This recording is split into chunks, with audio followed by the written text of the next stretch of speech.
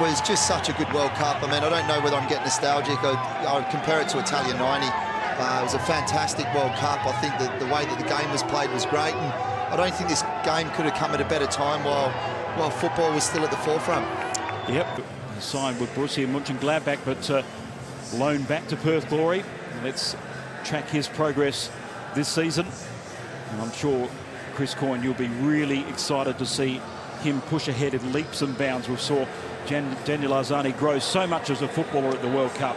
Let's hope we see that same sort of growth from Italiano this season. Yeah, absolutely. I think it was a great move from Italiano. Is what Chelsea will play this season. And we know how much of an impact he had on Napoli, but his CV, Chris, is not littered with trophies, and I suppose that they'll play the wing backs tonight, Chris. It'll be interesting to see the back three play through to Morata, who's offside. Alvaro Morata, many speculate, maybe the sacrificial lamb if Gonzalo hit.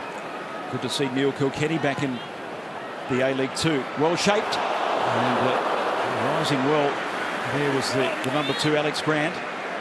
Dino Žulbić, they've got plenty of potency in those set pieces of Perth Glory. Trying to draw the Glory defence out. Here's Hudson-Odoi, lovely skill, gets to the byline, clips it back, and it's in. Perth Glory score through their Spaniard Pedro. Wonderful moment. Hudson-Odoi, one of the bright young stars of Chelsea FC, was involved in the build-up. Lovely cutback, and Pedro, as he's done so often in his glittering career, in the right place at the right time. Internationals just so you know the lighting issues are with the stadium. They dim the lights on a goal. They're occupying the 3 defenders of Perth Glory.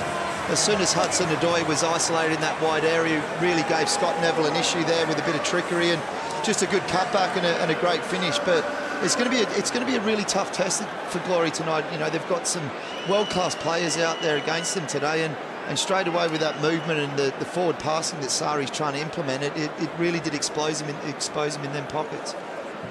You can see the dazzling feet of Hudson-Odoi, and that's absolutely perfect. Laid on a plate for Pedro.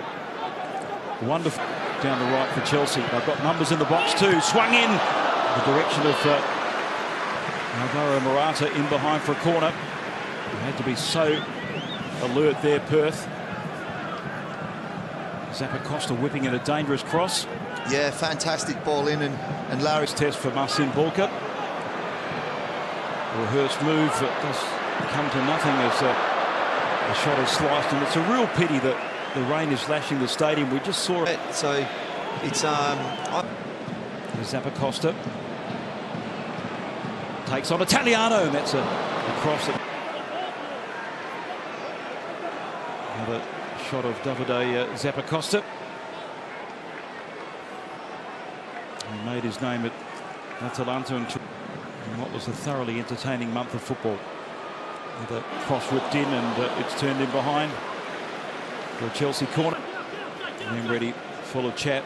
Pedro back to Fabregas. They've switched off momentarily. Morata will get a second bite of it. No, he won. World Cup final, the starting lineup at least in 2010. That's a lovely ball, Ross Barkley. And it was an unconvincing effort by Liam Reddy. Been quite big in saying that this week. Great work by Ross Barkley to shrug off the challenge, and the ball to Morata, who's almost in. So Lowry did enough, and in doing so, he's bowled over his goalkeeper and Liam Reddy. Yeah, great.